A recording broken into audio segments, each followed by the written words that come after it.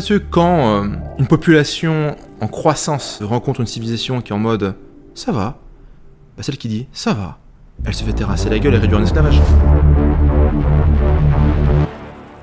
Plus une personne te parle de morale, elle brandit ses valeurs, etc., plus haute est la probabilité de la retrouver en train de sodomiser un gosse à Marrakech. Donc le cerveau aime avoir raison. Donc si moi je me dis que t'es un fils de pute en rentrant dans la salle, mon cerveau va surpondérer tous les arguments qui vont dans ce sens-là.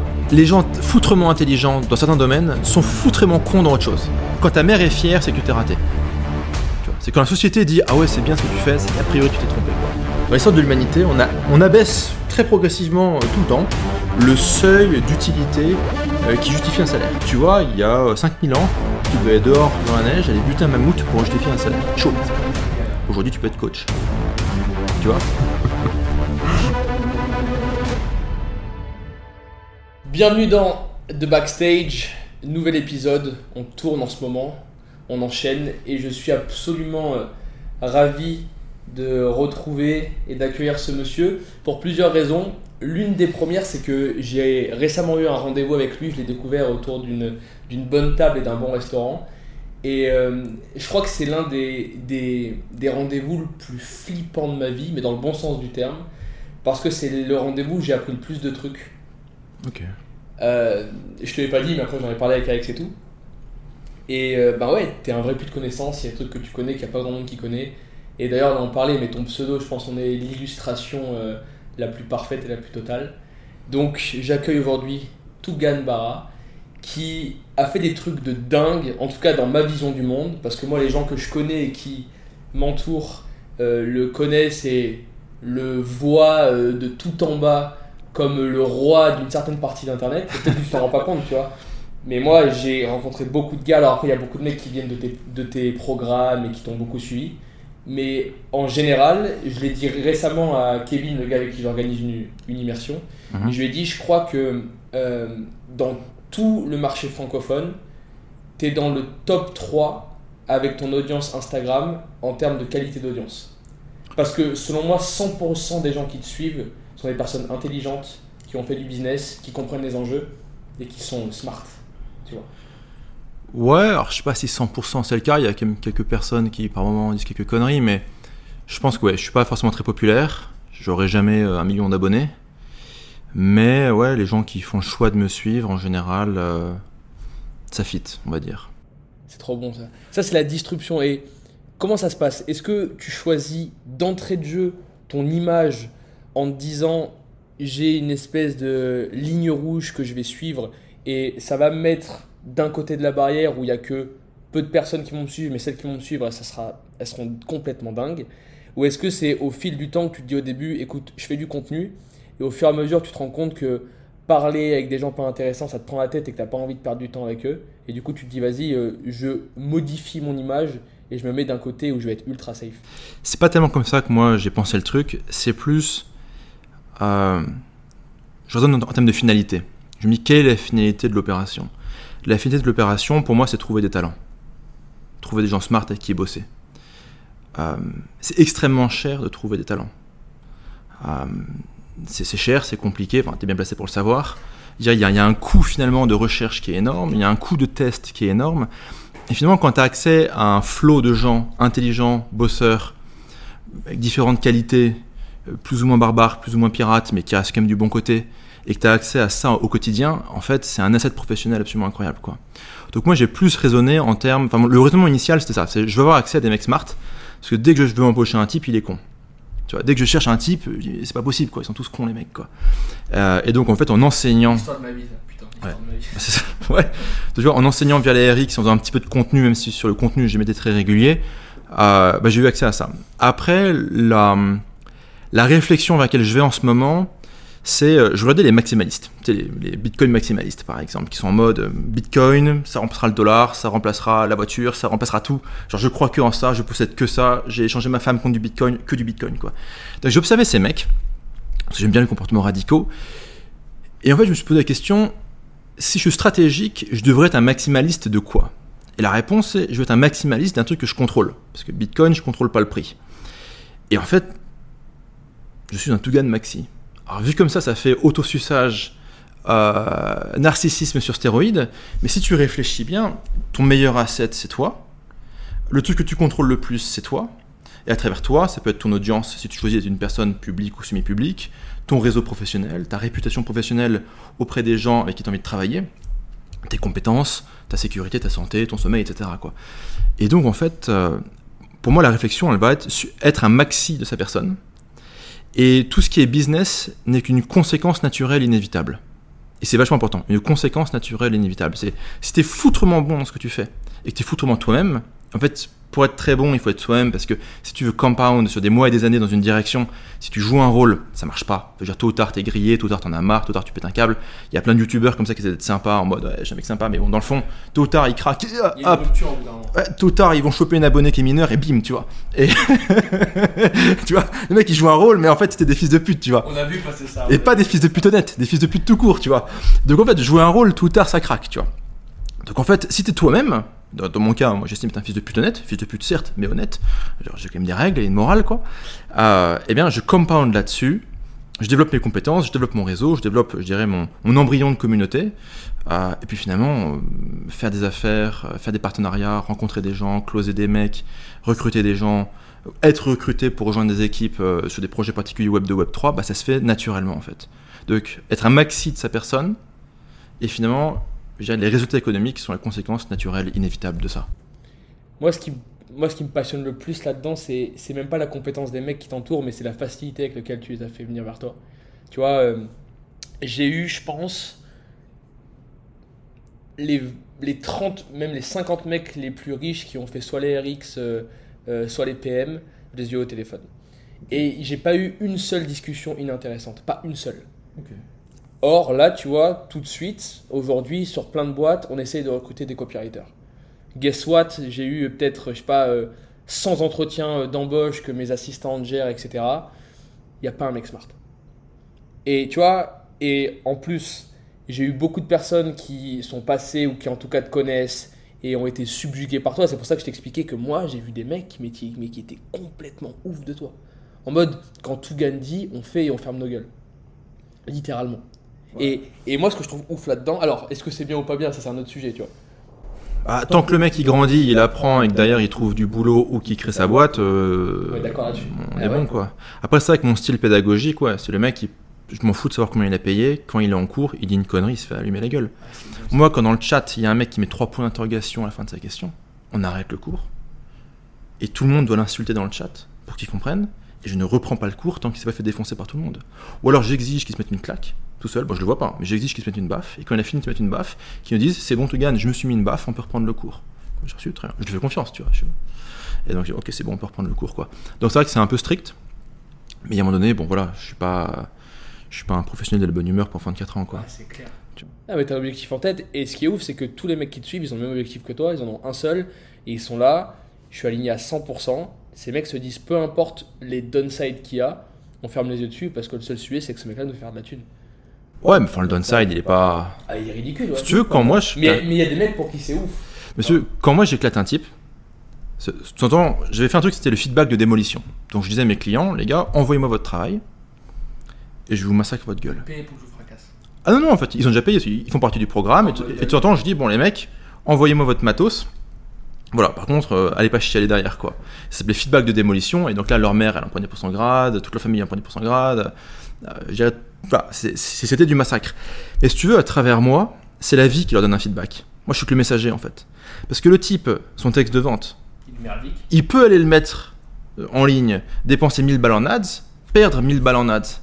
Et là, du coup, la vie lui dit, de manière plus coûteuse, pour 1000 balles. En fait, pour 1000 balles, le mec, il peut savoir que son texte c'est de la merde, ou alors c'est gratos, mais il prend une baffe. Puis ceci étant, le mec, il a un pseudonyme, il y a pas ça. Enfin, tu vois, je veux dire, je suis pas en train de l'humilier personnellement, gratuitement. Tu vois, c'est donc il y a quand même un peu de dignité là-dedans, quoi. Ouais, mais ça se sent. Et donc ouais, feedback de démolition, ça fait quelques temps que je n'ai pas fait. Parce que ouais. Ça te manque un peu. Ça, je pense que je vais m'y remettre. Le truc, c'est que, tu sais, moi, comme je suis un peu autiste, ça me met vraiment en colère. C'est quand je vois les mecs qui font n'importe quoi. Ça m'énerve. En fait, la connerie, je comprends pas la connerie en fait. Je me dis c'est pas possible quoi. Les mecs, ils sont là, tu vois. Tu vois le truc pour les gamins complètement teubés où t'as un trou en forme de triangle, un trou en forme de carré, un trou en forme de rond, et ils sont là à pousser le trou dans le triangle, ils font, elle marche pas ta format. Je dis, mais comment faut le dire? c'est un rond, il y a des trous, il y a un trou de triangle. T'as un trou en forme de rond à côté pour que tu n'aies pas le rond dedans. Le mec il est en mode, mais pourtant j'ai forcé. Ouais, vas-y, dégage quoi. Et Force est sur tes cons et... après, ceci dit, il y en a beaucoup qui ont poussé d'abord des ronds dans les trous en forme de triangle, qui à force de prendre des baffes, ont ajusté le tir et sont devenus des très très bons copywriters, des très très bons entrepreneurs. Donc, je dirais, il y a. C'est pas inné quoi, c'est acquis. C'est la bonne nouvelle, tu vois. Ouais, ça c'est trop fort. Nous, tu vois, c'est intéressant parce que nous, sur les gars dans le closing, on a eu très peu de types qui ont été bons d'entrée. En fait, on se rend compte que de notre côté, sur la partie vente, il y a une immense causalité entre le nombre de tartes que tu as pris dans la gueule et toi, ce que tu appelles les feedbacks qui font mal. Nous, on appelle ça la méchanceté bienveillante dans la vente. C'est un peu dans le même principe, tu vois. Ouais. C'est mec, on te fait mal, je sais que c'est pas cool, mais c'est pour ton bien. Et tous les sales qui sont chez moi, ils ont dû aller faire des. C'est peut-être encore plus de la torture que se mettre une baffe, tu vois. Aller faire des scènes de théâtre dans le tramway parisien devant tout le monde. Aller dans des lobbies d'hôtel, serrer la main à tout le monde et nous le prouver, nous le montrer en vidéo. Jouer des tirades, la tirade du nez. Tu connais ou pas la tirade du nez? Cyrano de Bergerac. Ah, je connais, oui. Y a une tirade qui est extrêmement connue. Ouais, c'est un roc, c'est un pic, c'est un cap, c'est un cap, c'est une péninsule là. Sauf qu'il y a un vers qui est connu, mais la tirade est monstrueuse. Ouais. Et ça, je l'ai fait jouer, je pense, au moins à 300 personnes dans des parcs pour enfants, mais dans des endroits de ouf, tu vois. Et c'est un truc qui calme les gens. On leur dit, les gars, vous faites pas bien, vous travaillez pas de la bonne façon, faites ça. Et moi, je me suis rendu compte qu'il y a une immense corrélation dans la vente entre le nombre de tartes que tu prends dans la gueule et la qualité que tu arrives à acquérir au bout de quelques mois, quelques années. Toi, est-ce que tu as eu plus de cas de personnes qui sont smart d'entrée, ultra bien câblés, qui capent le truc et qui avancent cash, ou plus de cas de mecs complètement à l'ouest, mais qui ont été tellement recadrés qu'ils ont fait plus d'argent que les autres? En fait, le problème des gens smart, on pourrait débattre ce que ça veut dire smart, c'est pas forcément dire grand-chose. On va dire, les gens qui ont la cervelle bien faite, qui sont vite, qui sont câblés, ouais. Qui comprennent rapidement les choses, tu vois, qui calculent, qui mémorisent, qui retiennent, qui mettent en relation les idées, les gens, etc. Le problème, c'est qu'ils sont allés tous se perdre chez Goldman Sachs, chez Google et compagnie, en fait. Donc, ils sont pas vraiment dans notre industrie, ces mecs-là. Et en fait, au bout d'un certain temps dans ce circuit-là, on va dire grande école, corporate, etc., en fait, ils sont détruits. Tu vois, moi, j'ai 31 piges, je suis passé par HEC, bon, j'ai démissionné au bout de 3 mois, donc je suis pas resté longtemps. Et en fait, je regarde... Démissionner d'HEC. Enfin, on pourrait revenir, mais je finis mon truc, mais tu vois, je regarde les gens qui étaient avec moi en promo, enfin, qui étaient mes camarades de promo, qui étaient cognitivement supérieurs à moi. Ouais. Genre on faisait que des maths, les mecs qui sont là, ok compris. Moi je suis là, vas-y refais. Attends vas-y refais, je fais chier. Bon vas-y c'est bon en fait, je verrai après. Tu vois. Et les mecs ils sont là, ouais c'est bon compris. Et ces mecs là en fait aujourd'hui, c'est des gras de papier chez McKinsey qui remplissent des tableaux comme des cons, le cerveau il est aplati, il y a plus rien, il y a plus d'âme, tu vois, c'est le. Et donc en fait tu vois il y a une cohorte de gens qui étaient très intelligents au début de leur vingtaine, très structurés, très rapides, très qui a expliqué le challenge, parce que finalement rejoindre je dirais, des grandes écoles et compagnie, enfin, je suis pas fan de ça, mais il y a quand même un challenge intellectuel. Ouais, et eux, bah, grosso modo, ils ont été détruits, quoi. Ils ont été absorbés par la machine et détruits. Donc c'est quoi, c'est la magie qu'ils ont perdu? Le rêve? Je sais pas. Parce que tu vois, c'est des mecs qui sont quand même techniques, tu vois, c'est des mecs qui sont là, ils prennent leur 8e dose, ils pensent que Greta c'est super, tu vois, je veux dire, je sais pas, tu vois, je sais pas, enfin, c'est des PNJ, quoi. Enfin, c'est des PNJ premium. Ouais. Alors du coup voilà, ils vivent dans un beau quartier, ils ont le droit de prendre un crédit pour s'endetter sur 20 ans pour acheter un appartement dans un quartier qui monte. Enfin, pendant que le quartier monte, il y a quand même le pays qui descend. Mais bon, ça c'est un autre sujet. Et ouais, c'est des PNJ, des PNJ premium quoi. Donc bref, t'as les mecs smart sont devenus des PNJ premium, donc eux a priori il y a rien à faire. C'est foutu. Bon, une fois par an, il y en a un qui se tue, quoi, en général, c'est un peu ça le truc, quoi. C'est les stats. Et après, du coup, il reste tous ces gens, tu vois, que tu sais pas s'ils sont cons, s'ils sont pas cons, s'ils sont motivés, pas motivés, qui sont là sur Internet en mode « Hey, je pourrais devenir riche, tu vois, je pourrais acheter un e-book pour devenir riche. » Moi, il y a beaucoup de mecs comme ça, ils voient le texte de vente, ils font « Bon, allez, c'est trop beau pour être vrai, mais si c'est vrai, ça serait quand même cool, tu vois. » Mais ça, tu crois ça, que c'est des vrais mecs mass market qui viennent te suivre? Putain, ouais. Moi, j'ai des gens qui sortent de... Je sais pas, ils sortent de nulle part quoi, ils sont en mode mais comment t'es arrivé là? Bah, je sais pas, j'ai vu une pub pour devenir riche sans travailler. J'ai cliqué quoi. J'ai cliqué. Je fais ah ouais t'as cliqué. Pourquoi t'as fait ça? Tu vois? Attends vas-y viens explique-moi comment c'est ta vie parce que je me suis toujours demandé qui clique en fait. Ça fait 10 ans que je fais ça mais je sais toujours pas qui clique. Mais vas-y, je te fais une bouffe, explique-moi pourquoi t'as cliqué. Mais et là-dedans en fait bah t'as des gens ouais qui se révèlent et qui deviennent super bons quoi. Et Ouais, mais c'est super. Ah non, mais c'est ouf parce qu'en fait, je me rends compte que c'est pareil de notre côté. Ouais. Et tu vois, ces mecs-là, je pense qu'il y a un peu une forme de...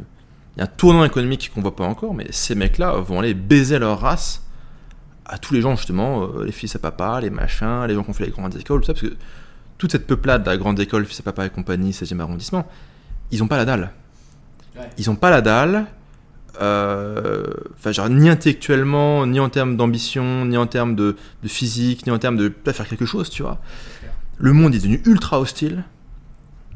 Et ouais, ils vont se faire démonter leur race et en fait, ils sont robustes, tu vois. Ils sont robustes, ils sont, ouais, c'est papa, c'est costaud. Pour le moment, ça tient, tu sais, c'est genre... la société est tout mène à meuble de 50 étages, on n'a pas encore touché le sol, mais pour le moment, c'est bon, tu vois. Il serre les dents, il serre les dents. Ouais, c'est...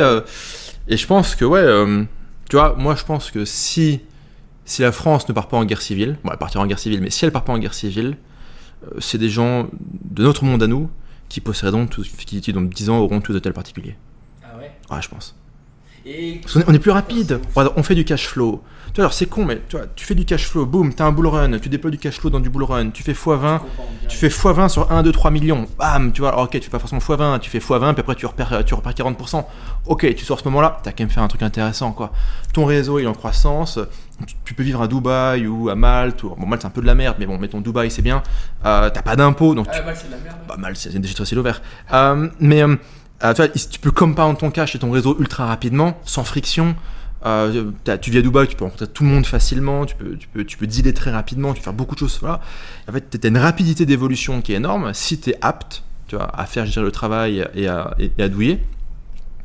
Et en fait, quand des mecs comme ça vont arriver dans l'économie traditionnelle et qui sera en lambeaux, on va tout racheter, tout reprendre, quoi. Parce qu'on aura plus de cash ou parce qu'eux ils seront complètement arrachés et ils seront arrachés, ils auront plus de thunes. La moitié sera fait égorger dans la rue parce que va savoir pourquoi à Paris les gens sont égorgés dans la rue. J'ai pas d'explication là-dessus. C'est comme ça. Et ouais, c'est juste qu'en fait, quand une population en croissance, agressivement en croissance, ou quand une civilisation, si tu veux, en croissance agressive rencontre une civilisation qui est en mode ça va, bah celle qui dit ça va, elle se fait terrasser la gueule et réduire en esclavage. À la limite, on regarde les femmes, mais c'est tout, tu vois. Les autres, la minorité agressive. Les autres, ils sont tués, tu vois. Mais tu sais, c'est vieux comme le monde. T'as un peuple qui dit ça va, t'as un autre qui arrive en mode spartiate, il tue tout le monde, il garde les femmes. Enfin, tu vois, je dis pas que c'est bien, je dis pas que c'est mal. Ouais. C'est les humains c'est comme ça, quoi. Historiquement, c'est plus dans ce qui se passe, quoi. Bah, c'est ça, ouais. C'est clairement ça. Et donc, si la France ou si l'Occident, ça finit pas en guerre civile ou en. Enfin, moi, je pense que ça va partir en couille, mais si ça part pas en couille. On reviendra, on achètera tout. C'est très bien, c'est normal, il faut. Moi, tu vois, il y a un truc qui me dépasse dans les grosses boîtes et que j'arrive pas à comprendre, c'est l'inertie qu'ils ont à prendre des décisions et à switch, tu vois. Et moi, je crois que je le dis souvent, mais je pense que c'est la vraie force qu'on a, c'est qu'on a le droit de jump, on a le droit de se tromper, on a le droit de faire des conneries, on a le droit de réessayer à l'infini, on a presque autant d'essais qu'on veut sans se prendre la tête, tu vois. Et j'étais fasciné par ça parce que j'ai vu des fois des gars justement qui étaient issus du domaine entrepreneurial et qui, tu sais, faisaient un peu de thunes, commençaient à construire des boîtes et tout. Et eux, leur premier réflexe, c'était quoi? Se faire consulter par des grosses boîtes de consulting, structurées, hiérarchisées. Et au final, ça leur donnait tous les bad sides de l'entrepreneur parce qu'ils avaient des boîtes qui faisaient 2 millions par an avec tous les bad sides de la grosse boîte parce que les mecs, ils bougeaient pas, tu vois. Ouais. Et ça m'arrache, j'ai envie de m'arracher les cheveux quand je vois des gars qui commencent à faire un peu de thunes et leur première vision c'est de se dire comment je fais pour ressembler aux grosses boîtes qui sont dans leur vision successful, alors qu'en vrai pour souvent c'est des putains de passoires, tu vois. Bah en fait moi je reviens souvent à est-ce que les gens sont là pour maximiser le profit ou le prestige. Je reviens souvent à ce truc là, tu vois, c'est un peu voilà mon cheval de bataille. Ça, quoi. C'est quoi ton truc ? Profit, rien à foutre du prestige, quoi. Les gens ils ont le choix. Soit ils veulent maximiser la reconnaissance sociale, donc les gens ils font ah trop bien, ta mère elle dit ouais mon fils il fait je sais pas trop quoi, ouais j'ai un article dans Forbes machin, ouais connard, je file un cas, acheter mon article, tu vois, j'en ai rien à foutre quoi, c'est une plaisanterie ce truc là, c'est à vendre. Ouais genre je vais faire. La douille c'est que beaucoup de personnes ne savent pas. Ouais, je vais faire, ouais c'est marrant, tu vois genre je vais faire une startup cool. Je peux faire de la thune, je fais une startup parce que c'est cool. Tu vois, je vais aller. Ouais, c'est genre, je vais à la station F, machin. Je vais dans une boîte qui est bien cotée. Tu vois, il y a tout un circuit finalement du prestige. Et ce qui est amusant avec le prestige, c'est que les gens croient que la conséquence du prestige, c'est qu'ils auront de la thune un jour. Alors qu'en fait, non. Ils font les putes et à la fin, ils auront en général, ils ont ni le prestige ni le profit. Alors que le mec qui choisit le profit, une fois qu'il a beaucoup d'argent, la société dit bravo monsieur. Je te rappelle que quand un mec est milliardaire, devant son nom, on dit toujours le milliardaire. Enfin, dans la presse économique, surtout anglo-saxonne, je crois qu'il n'y a pas de contre-exemple. On dit toujours billionnaire machin, c'est comme ça. Tu vois, Xavier Niel, c'est l'exemple parfait. Il a commencé dans Minitel Rose. Ta mère, elle est pas fière. En fait, quand ta mère est fière, c'est que tu t'es raté. Tu vois, c'est quand la société dit ah ouais, c'est bien ce que tu fais, c'est qu'a priori tu t'es trompé, quoi. C'est que tu fais de la merde, quoi. Donc tu fais du Minitel Rose, profit. Après, avec le profit, tu build, Free et compagnie, machin, Iliad et tout ça, quoi. Et une fois que tu pèses X milliards, certes, t'as 3 connards sur Paris qui pincent du nez, qui font c'est un pornocrate, genre Bouygues et compagnie. Je crois que Bouygues l'appelait le Romanichel pendant longtemps. C'est un vrai truc. Hein. Mais à la fin. Il s'appelle le milliardaire. À la fin, si tu veux, au pire, tu mets un petit coup de PR, tu vois, t'achètes Station F et tu deviens un mec sympa, quoi. Et à la fin, t'as et le profit et le prestige. Donc tu vois, le mec qui se dit je vais essayer de ressembler à McKinsey, c'est un mec qui est animé par le prestige et pas le profit. Et je pense que c'est une erreur. Il y a bien plus de mecs comme ça sur Terre, je crois, que des mecs qui veulent choisir le profit. Et non, mais en fait, l'humain a peur. En fait, c'est que l'humain, il a une peur du rejet. C'est que tu vois, il y a 1000 ans, ta tribu, elle te rejette, t'es dehors, t'as un tigre dans le sabre, ou je sais pas comment ça s'appelle là, qui te chope et qui te bute, tu vois. Genre, dans les 2 heures, tu te fais buter, si tu veux. Donc en fait, profondément en nous, on a cette peur du rejet. L'exclusion sociale. Ouais, l'exclusion sociale, c'est la mort en fait, pendant très longtemps. C'est biologique si tu veux. Et donc, le prestige, c'est la reconnaissance sociale, c'est fitter dans le groupe, etc. Donc je pense que c'est ce qui anime les gens. Il faut être un peu kamikaze, tu vois, pour faire ce qu'on fait. C'est clair. Mais c'est marrant. Ouais, c'est marrant, mais tu vois, moi je te dis la vérité, des fois c'est des flips, hein, parce que t'es toujours, selon moi. Et après, moi, tu vois, tu sais, je fais ça depuis moins en tant que toi, donc je me rends compte que les personnes qui ont plus d'expérience sont de plus en plus light et ont plus en plus de recul par rapport à leur cash et tout, tu vois. Ouais. Mais moi, je suis encore dans une dynamique où je me dis, chaque pas que je fais, où je prends des risques de ouf, je m'expose financièrement de malade et tout, bah c'est ultra excitant, tu prends full dopamine et en plus, tu as de gros potentiels de gains. Ouais. Mais de l'autre côté, tu as toujours cette petite voix dans la tête qui dit regarde là-bas, l'autre connard qui a acheté des apparts, qui fait ses crédits, est-ce qu'il sera pas plus safe dans 15 ou 20 ans, tu vois? Peut-être, ça dépend. C'est une balance qui est, selon moi, tu vois, c'est ultra chaud à comprendre. Et moi, tu vois, c'est pour ça que je me fais violence. J'écoute pas. Je me dis, au pire des cas, tu te trompes, mais tu auras kiffé ta life. Je me dis, tu vois, je préfère me tromper et kiffer ma vie que avoir raison. Non, je préfère avoir raison et kiffer ma vie en me disant peut-être que ces gars-là ils font de l'argent et bon, bref, Osef, je continue à faire ça, plutôt que de prendre une décision, réussir, mais me dire vas-y, je me retourne, j'ai passé 10 ans à m'emmerder, tu vois. Donc tu parles d'acheter de l'immobilier surévalué en bulle, si possible dans un pays comme la France où un punk caché peut habiter chez toi 48 heures et posséder le bien. Ça c'est ouf. Donc tu te compares à ce mec-là? Ouais, c'est ça qui est ouf. T'es con quoi. Mais parce que ça c'est parti trop tôt de la France. Ouais. Mais moi je te dis, puis en plus moi tu vois, je suis encore assuré dans des boîtes en France, donc je fais full impôt dans plein de trucs encore, tu vois. Et ouais, c'est les réactions. C'est quoi ça? Les impôts. De quoi tu parles? T'es con quoi. Et tu vois, je peux pas, putain, je me dis, regarde les mecs sur FTX, tu vois, putain, tu dis FTX, tu dis quand même c'est ouf. Bah après, le vrai sujet c'est que les mecs qui étaient exposés à 100% là-dessus, c'est des débiles, tu vois. Ah ouais. Enfin, je veux dire, tu bosses dans la crypto, leçon numéro 1, tu mets une partie sur un ledger, tu fous le ledger dans un coffre-fort à l'autre bout du monde, et puis tu touches pas, et puis on revient dans 5 ou 10 ans. Enfin, tu vois, c'est un peu le niveau 0. Après, bon, bah ouais, t'as mis un peu d'argent sur FTX c'est viandé, bon, bah si tu veux, c'est la vie, c'est pas grave, si tu veux. Enfin, en fait, sur tout ce qui est le game, tout ce qui est appartement, crédit, c'est le game du capital. Nous, on est dans le game du cash flow. Ouais. On a des business qui peuvent crever demain, mais tant qu'ils vivent, ils printent. Et c'est vrai que la question, c'est à quel moment on passe de cash flow à du capital. Et qu'est-ce qu'on entend par capital? Toi, le personal branding, être un maxi de sa personne, c'est une forme de capital. Ah, c'est clair, bon. Tu capitalises sur ton image. Du réseau, soit une image, soit une reconnaissance professionnelle, soit une expertise. Ça, c'est une forme de capital. Je pense dans le monde dans lequel on est, donc un monde où il faut être en mouvement, où il faut prêt être bougé. Tu vois, t'as de l'immobilier, il faut que tu te casses parce que demain on te met un crédit social à la con, un lockdown puissance 10, on veut t'utiliser comme cobaye ou t'envoyer à la guerre. T'as besoin de te casser. Genre, les Russes qui sont ici, Il faut de liquidité. c'est des mecs qui sont liquides. Ah ouais, c'est clair. J'en ai marre, mec, de ces gars qui ont 150 biens IMO mais qui peuvent pas payer un resto Ouais. le vendredi soir. Tu vois. Donc si tu veux, je pense que On les dans le connaît. paradigme actuel, tu veux être mobile, tu veux du cash flow, tu veux être liquide, tu veux être en évolution. Au moins pour les, je sais pas, 2, 3, 4 années à venir, au minimum. Ça a commencé avec le Covid. Donc clairement, le Covid a signalé, les mecs, si vous n'êtes pas liquide et mobile, Peut-être en danger, quoi. vous êtes vraiment en danger. Il y a ceux qui ont compris, ceux qui n'ont pas compris. Peu importe le pays, tu penses.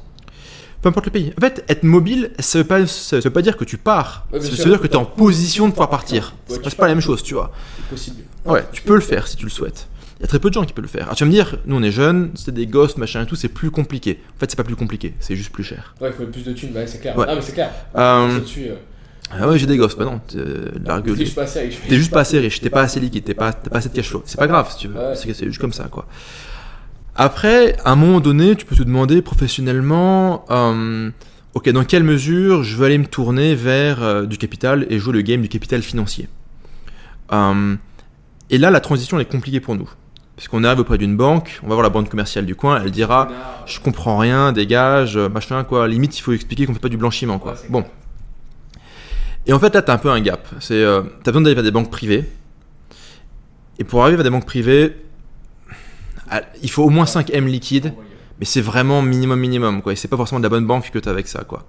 Donc il faut au moins 5 M liquides, ça peut être des actions, ça peut être des trucs comme ça. Hein. Enfin quand je dis des actions, c'est des trucs cotés en bourse, Blue Chip, Apple, machin, S&P 500, tout ça quoi. Et là tu peux commencer à jouer à faire des trucs quoi. Ce qui est compliqué dans cette transition, c'est qu'il faut avoir un historique crédible. C'est qu'il faut avoir vécu dans un endroit, avoir déclaré ses revenus dans ces endroits, même s'il n'y a pas d'impôt, avoir des sociétés qui ont été auditées, qui ont une comptabilité à jour. Bref, tu as toute cette merde-là que les gens de notre milieu ne font pas assez. Et si tu n'as pas quelques années d'historique pour expliquer d'où viennent ces millions, la banque elle va dire ouais mais mec c'est bizarre quoi. Et juste dire ouais j'ai acheté du Shiba, ils vont dire ok montre-moi le wallet, montre-moi quand tu as crédité ton wallet MetaMask, quand tu as acheté du Shiba, quand tu as vendu du Shiba, où c'est allé après. Il faut pouvoir documenter et prouver ça quoi. Et là à la limite pourquoi pas. Mais il faut vraiment avoir acheté du Shiba. Tu peux pas juste dire ouais c'était sur le Shiba. Il va dire très bien, bah, bien joué monsieur mais prouvez-le nous. Show me ouais. Donc si tu veux il y a une transition à faire vers ça. À un moment donné, que moi j'ai faite il y a quelques mois, parce qu'au bout d'un moment, bah, tu te dis, bah, je fais quoi avec la thune, quoi. Je vais pas... Et puis, alors tu vois, c'est intéressant parce que là, il y a une dichotomie de ouf. D'un côté, au vu des opportunités qu'il y a, taux d'intérêt variable, les mecs qui sont pris au coup, qui doivent revendre à 40% en dessous du prix du marché, il y a des coups de fusil à faire en ce moment. Ouais. Donc à la fois, tu as envie d'être ultra liquide, d'avoir beaucoup de liquidité pour arroser, mais à la fois, au vu de la tronche des currencies en ce moment, t'as juste pas envie d'avoir de l'euro ou je sais, enfin tu vois, toutes les currencies c'est chaud, tu vois. Moi je te dis, c'est simple, on était avec Ous à Paris juste avant que je revienne à Dubaï, c'était genre en novembre, et on a eu cette réflexion, on s'est dit mec, putain mais en fait l'euro c'est un shitcoin, tu vois. Ouais, bien sûr. Mais c'est chaud quand même. Moi dès que je paye quelqu'un, je lui donne de l'argent, il me dit merci. Je ne me remercie pas, le gouvernement l'imprime en quantité limitée. Et en fait ils sont là, ils sont députés, ils partent quoi. Ouais c'est ce connard, pourquoi il m'emmerde avec ça l'autre con là. Mais il y a un autre sujet sur lequel je voulais trop discuter avec toi. Moi, un des trucs qui m'a choqué, parce que avant de te rencontrer, il y a Oussama qui a eu un repas avec toi juste la semaine d'avant. Et il m'avait dit, oh, mec, il faut que tu lises un truc que je fais de ce gars. Parce que j'étais à Marrakech avec lui. Et il m'avait dit, alors il a une théorie de ouf. Et je crois que cette théorie, j'y pense au moins une fois par semaine depuis ce jour-là. Et genre, vraiment, je me pose et je dis, attends, il faut que je capte ce truc. Et il faut absolument que tu me réexpliques cette théorie que, dans ta vision du monde, être dans 100% des cas contre-intuitif par rapport à ce que pense le marché et être du côté des complotistes est peut-être une connerie absolue d'un point de vue image, mais te fait gagner beaucoup d'argent. En tout cas, c'était l'idée que vous m'avez partagée. En fait, mon point de départ, c'est que la Terre est plate. Écoute, ça, c'est ouf. La Terre est plate. C'est cadeau ça ? Ouais, donc mon point de départ, c'est que la Terre elle est plate. Je suis un platiste. C'est l'expression. Tu vois le mec qui grosse comme ça. En En fait, moi j'ai besoin d'avoir raison, enfin j'aime avoir raison, même le fait d'avoir raison, ça libère de la dopamine dans ton cerveau. Donc la question c'est comment, de manière cost efficient et time efficient, tu peux libérer le plus de dopamine dans ton cerveau, en ayant raison. Bah c'est vachement simple en fait, c'est beaucoup plus simple que ce que les gens croient. T'as pas besoin de faire des recherches, t'as pas besoin de faire des études, non. Tu vois ce que dit le gouvernement, tu vois ce que dit les programmes d'histoire, tu vois ce que dit les médias, ok. Et l'inverse, enfin la vérité c'est l'inverse mot pour mot. Tu vois, mot pour mot. Strict. L'inverse strict. Alors, ils te disent il pleut, tu fais non, c'est mort, il fait beau. L'inverse pour tout. Alors, je dirais le side effect de cette théorie, c'est que tu es négationniste, platiste, tout ça, donc ça forcément, c'est pas très sympa. C'est un peu relou en termes d'image, mais c'est à éviter, on va dire, dans l'espace public. Mais, je dirais, sur énormément de grands sujets, t'es bon. Démocratie, non. Enfin, j'ai pas envie de citer tous les sujets, parce que j'ai pas envie qu'on se fasse striker, mais bon, tu prends tous les sujets un peu sulfureux et compliqués des dernières années, tu prends l'inverse mot pour mot. T'as une très grande chance d'être bon. T'en prends des simples, l'immigration est une chance pour la France. Ah ouais, t'es allé dans la rue pour voir, enfin genre t'es allé porte d'Aubervilliers, enfin tu vois, en fait, tu prends tous les sujets et en fait t'es contre et t'es bon quoi. Et c'est simple quoi. Donc moi, quand je veux savoir ce qui se passe dans le monde, je vais sur la Pravda, enfin pardon, je vais sur le Figaro.fr, je reste 5 minutes dessus et j'ai compris. C'est l'inverse. Et en fait, t'as bon dans 95% des cas. Hein. Et sur tous les gros sujets récents, t'as bon. Sur tous les gros sujets récents et sulfureux, il faut faire des masques, il faut pas de masques, lockdown c'est bien, lockdown c'est pas bien, s'ajouter des trucs c'est bien, c'est pas tout ce que tu veux. Les guerres en Ukraine, les machins, les bidules, etc. Tu prends tout ce que tu veux. T'as bon. Et t'as bon, je dirais, entre 6 mois et 18 mois d'avance. Aujourd'hui, les mecs complotistes, c'est juste des mecs qui vivent dans le futur. Hein. Vraiment, enfin, je veux dire, ils ont 6 à 18 mois d'avance.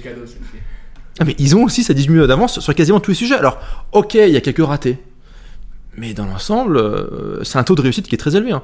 C'est plus élevé comme taux de réussite que BHL ou d'autres trucs, tu vois. Ah, c'est clair. C'est clair. On est d'accord.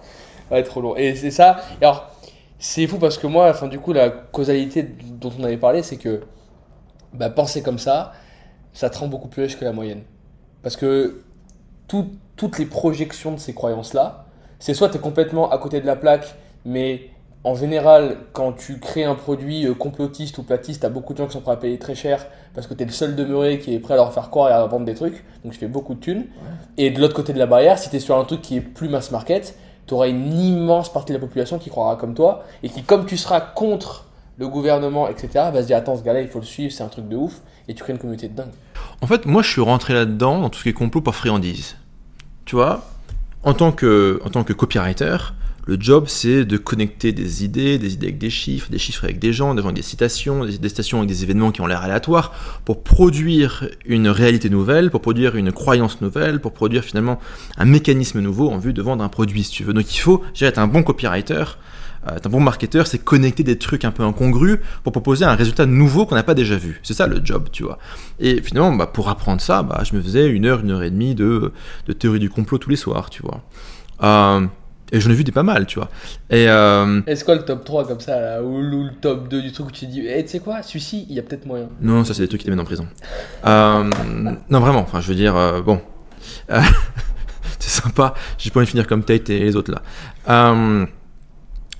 Et en fait, tu vois, au bout d'un moment, je me dis, le gouvernement il retourne sa veste, mais le taré, il avait dit ça il y a 6 mois, quoi. Peut-être que le taré, en fait, il est moins taré qu'il en a l'air, quoi. Et de fil en aiguille, je me suis dit, ouais, c'est bien ça. Moi, il y a un mec que j'adore, il s'appelle Silviano Trotta. Ok. Alors lui, il fait tout.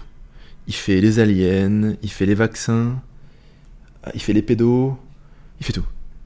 Il en rate pas une. Ouais, et tous les jours, je me fais ma petite friandise avec 15 minutes de Silviano Trotta. Et ouais, c'est super, quoi. Et c'est quoi les stats là-dedans? Genre, sur 10 sujets, il y en a combien où tu te dis, ah putain, ouais, il était dans le bon, là?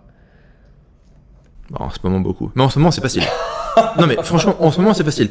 Je dirais, il y a quelques années, c'était difficile parce que j'avais l'impression que le système partait moins en couille et que nos élites, elles se tenaient à peu près correctement, tu vois. Tu vois, il y a quelques années, tu disais, ouais, alors, il y a une île dans les Caraïbes et tous les mecs les plus riches, unfamous du monde, ils viennent pour défoncer des teens et des mineurs. Tu dis, ouais, quand même, tu vois, ça se saurait. Ça se savait, en fait. Ça s'appelait une théorie du complot. Puis après, t'as Epstein, machin et tout. Et en fait, tu vois, maintenant, enfin, honnêtement, depuis Epstein, depuis le Covid, depuis tous ces trucs-là, en fait, le game est beaucoup plus lisible. En fait, on se rend compte que le camp d'en face, c'est quand même des amateurs, quoi. Et j'arrive pas à savoir si c'est de la connerie ou de la corruption. Ils disent un truc, l'inverse, t'as 2 jours d'intervalle. Tu vois, je veux dire, je sais pas si... Ils font exprès, Enfin, moi, tu vois, alors... De toute façon, j'y connais rien et ça m'intéresse pas et j'ai même pas envie de m'y intéresser. Mais le peu de substance que je récupère, c'est quand même fou de se dire que ces mecs-là, ils sont énarques, ils sont polytechniciens, ils ont fait les plus grandes écoles du monde, c'est censé être des cerveaux sur pattes. Et ils prennent des décisions, mais que mon clébard n'en est pas pris, tu vois. En fait, il y a une théorie économique qui est... ça s'appelle la rationalité limitée. Un mec qui s'appelle Herbert Simon, qui a eu un prix Nobel d'économie là-dessus. C'était à l'époque où on donnait des prix Nobel d'économie à des mecs qui savaient lire et écrire. Non, parce que ça a changé depuis. Non, elle n'est pas gratuite, elle est méritée. Et la théorie de ce mec, c'est... Enfin, la grande question de ce mec, c'est est-ce que les gens sont cons? Le mec, il est dans la rue, en tant que mec intelligent, il est dans la rue, il se dit oh putain, c'est chaud. Alors, est-ce qu'ils sont cons, est-ce qu'ils sont pas cons, les gens? Et sa conclusion, c'est les gens prennent toujours la meilleure décision possible, la décision la plus rationnelle possible au regard des informations et de la culture qu'ils ont. Okay. Donc en fait, t'es énarque, t'étais biberonné par le système, t'as grandi dans le système, tout le programme scolaire était défini par des mecs, voilà. Ta capacité en fait à remettre ça en question est très compliquée. Ouais. Mais même en fait, t'as même quelque chose où il y a un mec qui s'appelait, tu connais, le mec s'appelait Philipp Ignaz Semmelweis. Tu connais ce mec-là? Il y a trop de syllabes. C'est le mec qui a eu l'intuition des infections microbiennes. À l'époque où on ne pouvait pas voir un microbe. C'était les femmes qui accouchaient, c'est ça? Ouais, c'était les femmes qui accouchaient. Ouais, et donc c'était l'hôpital de... Je sais pas si c'était dans l'Empire austro-hongrois, je sais pas si c'était Budapest ou Vienne, on s'en fout. Et le mec il se rend compte qu'en fait, si après avoir disséqué un putain de macabé, il se lave les mains avec je sais pas quel produit chimique et qu'il fait un accouchement derrière, en fait la meuf elle crève pas. En fait avant, une femme qui est à l'hôpital avait une plus grosse probabilité de mourir que d'accoucher chez elle, tu vois. C'est chaud, bah ouais, c'est ça. Et c'est les mêmes mecs qui aujourd'hui veulent nous vacciner. Enfin, passons.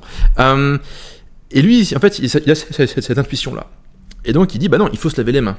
Et puis, il démontre avec ses potes, machin, on se lave les mains, elle crève moins. C'est simple, c'est mesurable, c'est visible à l'œil nu. Par contre, on peut pas expliquer, on peut pas prouver le truc. Qu'est-ce qu'ils ont fait? Ils ont envoyé, c'est pas ça, ils lui ont démonté sa mère. Ouais, ils l'ont démonté. En fait, non, la question, c'est pourquoi ils lui ont démonté sa mère? Parce qu'en fait, t'as un paquet de médecins qui sont sincères, qui veulent sauver des vies. Et là, tu viens de débarquer, tu dis... C'est comme si je venais et tu fais tu formes des closers, toi. En fait, tous les mecs que tu as formés, tu les as tués. Et je te l'annonce comme ça. Et ton cerveau, il fait un reboot. Ouais, il y a trop de... Non, ton cerveau, il fait un reboot. Si tu es sincère dans ta volonté d'aider des gens et de former des gens, etc., ou dans le cas d'un médecin, de sauver des vies, et tu te rends compte qu'en fait, ça fait 30 ans que tu butes des mecs à la chaîne tous les jours, et qu'en fait, c'est de ta putain de faute qu'ils crèvent, mais tu te tues, en fait. Ouais. Comme tous ces mecs qui ont oublié des moments de guerre extrêmement chauds. Ouais. C'est trop... En fait... le niveau de remise en question pour le cerveau des mecs est trop violent et le cerveau il dit reboot. D'ailleurs très souvent, non je peux pas partir dedans, mais le cerveau il fait un reboot. Il y a beaucoup de choses. Ouais. Mais si tu en fait confronté à certaines réalités, notamment certaines théories du complot, sur les préférences sexuelles de nos élites par exemple, tout le monde sait ce qu'ils font. Tout le monde est tombé sur des documentaires, tu vois, sur Rumble ou Odyssey, je sais pas trop quoi, sur qu'est-ce qui se passe. Tout le monde a fait reboot. En fait, ton cerveau se dise oh putain, il y a une réalité possible et probable dans laquelle en fait c'est l'inversion des valeurs complètes et plus tu montes, plus c'est des putains de tarés. Ouais. Et qu'en fait le monde entier gère pas des énormes tarés en fait et plus tu montes, plus c'est des malades mentaux quoi. Tu peux pas vivre comme ça. C'est-à-dire qu'en fait tu es complice et partie prenante d'un monde qui est une saloperie complète. Tu peux pas vivre avec ça. Du coup, tu préfères vivre dans un beau mensonge. Le cerveau il dit non, le cerveau il dit reboot, on efface cette séquence là, on oublie et on passe sur autre chose quoi. Ouais. Et le cerveau fait ça. En fait, je suis pas comme Idriss Aberkan, j'ai pas la chance d'avoir 8 doctorats sur le cerveau, mais t'es gratuite celle-là, je sais pas. Non, c'est 3 je crois. Je m'en fous, je trouve qu'il reste passionnant, mais bon. Et mais tu vois en fait les mecs, tu vois les gens, je crois la phrase, il n'y a pas de lui, c'est les gens croient qu'ils croient que ce qu'ils voient, alors qu'en réalité ils ne peuvent voir que ce qu'ils croient déjà. Donc les gens croient. Les gens croient. Qu'ils croient ce qu'ils voient. En mode c'est un Thomas. Alors qu'en réalité, ils ne peuvent voir que ce qu'ils croient déjà. Que ce qu'il croit déjà. Ouais. C'est profond ce truc-là en fait. C'est pour ça que si demain, tu vois, t'avais... Ton cerveau est ultra programmé et comme si t'avais un filtre qui en fait t'empêche de voir la réalité. C'est ça. Et qui Et donc en fait, un énarque qui prend des décisions de merde, bah c'est un mec qui est... qui a juste écouté ses cours, quoi. Ouais, c'est un mec qui est bloqué dans ce système de pensée, qui peut être vraiment animé en mode je suis l'intérêt... Bon, j'ai quand même un doute là-dessus, hein, mais je suis l'intérêt général, je suis là pour aider la France et tout. Ouais, imaginons que dans le meilleur des mondes, ils soient comme ça et qu'ils veulent vraiment aider tout le monde. En fait, ta théorie, c'est que les mecs, ils ont un filtre tellement épais qui font de la merde, quoi. Ouais, c'est ça. Après, si tu veux, c'est très compliqué de faire évoluer une organisation comme un État, même une grosse société. Enfin, c'est compliqué. Hein. Bah là, on parlait justement, tu vois, de trucs qui prennent du temps. Ouais. Tout le monde qui gueule, tout le monde qui défend son fief, son machin, son truc. Peu importe la décision que tu prends une balle perdue. Tu sais, c'est pas facile. Hein. Toi, ah putain, ça c'est une bonne question. Enfin, moi, je trouve que c'est une bonne question, peut-être que tu vas détester. Si demain, t'es à la tête d'un État en termes de décision économique, tu sais, relié au business, par exemple, moi, tu vois... Quel type d'État? Genre un État-nation, genre Dubaï ou Singapour, ou un État, genre la France? Non, genre un État plutôt light, tu vois. Plutôt un truc comme Dubaï, parce que en France, je pense que tout le monde comprend plus ou moins ce qu'il y a à faire et Ouais. Éducation, genre... Mais après, tu vois, c'est pareil, c'est un autre sujet. J'en ai parlé hier avec Rodolphe et putain, le truc c'est que éducation, si demain, imagine que de 6e jusqu'à 4e, au lieu d'apprendre toutes les matières cheloues qu'on nous fait apprendre, on t'apprend communication, vente, leadership, etc. Mais est-ce que la Terre tourne ronde, tu vois? Franchement, moi je trouve ça pas absurde. Est-ce que ça part pas en vrille, quoi? Ouais. Non, mais moi je trouve ça pas absurde que le gamin il fasse des maths, qu'il apprenne à lire et écrire. Enfin, ça me paraît pas absurde, quoi. Enfin, ça me choque pas que le gamin lui dise faut que tu saches compter, quoi. Ah, ça je suis clairement d'accord. Moi, ce moment il a je vais te pitcher un truc, d'accord, mais tu sais compter, non mais rien à foutre, c'est bon. Je suis d'accord. Tu vois, moi juste ce qui me dérange, enfin après c'est ma vision et il y a de très grandes chances que je dise une énorme connerie. Moi ce qui me dérange c'est que à partir du moment où tu as acquis le strict minimum pour pouvoir communiquer et puis comprendre le monde qui est autour de toi, ça me paraît dingue qu'on continue à te pousser dans des domaines qui, tu sais, un jour je demandais à un mec, moi ma grande question pendant longtemps que je posais à tout le monde c'est mathématiquement on dit que je suis la moyenne des 5 personnes qu'on fréquente le plus, mais de l'autre côté j'ai plein d'amis, une famille que j'aime, je fais quoi? Ou je les vois plus et je reste le plus proche des mecs blindés pour devenir blindé, ou je fais un truc entre les deux. Et ce mec là il m'a donné une réponse que j'ai trouvé ouf, c'est Alec, et il m'a dit mec, l'eau elle bout à 100 degrés. Et en gros ce que ça voulait dire c'est trouve ton échelle de telle sorte que tu sois dans Pareto. C'est-à-dire que tu restes assez avec ces personnes-là pour grandir auprès d'elles, mais si rester 10% de plus avec elles, ça t'apporte que 0,001% plus de résultats, le temps, tu peux en faire autre chose, tu vois. Et moi, ce que j'ai l'impression, c'est que dans l'éducation, surtout en France, tu vois, on fait bouillir l'eau à 500 degrés, tu vois. Alors qu'on pourrait dire, vas-y, les mecs, ils ont une base commune, ils comprennent le système, viens, on essaie de leur donner des éléments qui vont, selon moi, vraiment les aider dans leur vie, tu vois, apprendre à communiquer, à apprendre des gens. En fait, c'est un peu la même chose, c'est un peu ton point initial, il y a quelques temps là, sur les grosses entreprises. Pourquoi elles évoluent pas? En fait, il y a deux éléments donc, de réponse. Il y a le dilemme de l'innovateur, quoi. T'es une grosse boîte, une grosse organisation, t'as un truc qui fonctionne à peu près correctement. Pourquoi tu fais ça? Est-ce que tu veux faire all-in sur un autre modèle? Si tu te rates, tu défonces un gros truc. Ça, c'est quand toi, tu es là, j'ai une start-up ou j'ai une boîte, on est deux en quel but chez nous en train de coder, en fait, tu t'en fous un peu. Quand tu as 100 000 employés ou que tu dois gérer le destin de plein de gugus dans un pays comme la France, tu te rates, ça fait beaucoup de dégâts, quoi. Donc, en fait, paradoxalement, c'est pour épouser un changement radical, il faut l'épouser radicalement et pas faire une allocation à 1%. Mais avant que l'innovation elle soit évidente que c'est le truc qui marche, il y en a 50 000 des possibilités. Tu vois, c'est avant qu'il y ait l'appareil photo numérique, il y a eu tellement d'idées à la con que si toi tu fais all-in sur chaque idée à la con, ta boîte tu la fous en l'air, tu vois. Donc du coup tu as un peu ce truc là où tu es une organisation, là, tu as un arrêt sur image, il y a 50 idées d'innovation à la con qui, par définition, ont l'air connes parce qu'elles ne sont pas arrivées à maturité. Il y en a peut-être une qui va arriver à maturité et qui va te tuer. Tu fais comment concrètement? Et donc là, les gens pensent que dans les grandes boîtes, ils sont cons. C'est pas qu'ils sont cons, c'est qu'en fait, une grande boîte, par définition, elle peut pas prendre cette décision-là. Ou alors, il faut qu'il y ait un mec qui est visionnaire, mais qui se trompe pas. Parce que si le mec il se rate, putain, il fout en l'air toute la boîte. Tu vois, il fait des dégâts, le type. Donc, bon, la réponse d'un point de vue business, c'est tu fais rien, tu fais du cash, et dès que tu as un mec qui émerge, tu l'achètes. Bon, c'est ce qu'ils font, quoi, grosso modo. Bon, donc, ils prennent comme un trader, quoi. Ils prennent quand la courbe commence à être dans le bon sens. Et puis ils arrivent, ils mettent l'argent qu'il faut pour que le mec il dise ok, ils mettent les milliards qu'il faut. Donc, si tu veux, quand tu dois gérer des grosses organisations, tu as la question du dilemme de l'innovateur. Et donc la difficulté à prendre un tournant radical quand tu sais pas encore que ça va être le bon tournant, que c'est pas encore évident. Ok. Après, si on revient à l'éducation et à l'État français, le souci c'est tu prends tout ce qui est pété dans le monde, ou tout ce qui est pété dans notre monde à nous, dans le monde occidental, c'est que des trucs qui ont été pensés pour et pendant l'époque industrielle. Démocratie représentative. Oui, parce qu'à l'époque, tu peux pas aller voter avec un pigeon voyageur, si tu veux. Donc, tu vois, t'avais quand même, donc, tu élis un connard qui va te représenter. Bon, très bien. Aujourd'hui, bah, t'es en mode, mais pourquoi il y a un connard à l'Assemblée? Alors, je pourrais voter moi-même, quoi. Alors, on peut avoir un mix des deux, si tu veux. Tu prends tout ce qui est l'école, qui a été conçu enfin, l'école, c'est un mix entre le modèle de l'usine et le modèle de l'armée, quoi. Ça a été conçu comme ça. Ce que dit la fabrique du crétin. Ouais. Mais ça a apporté des super résultats. Bien sûr. On a pris tout le monde, on leur a tous appris à lire et à écrire. Maintenant, on leur désapprend. Mais ça a marché un temps, si tu veux.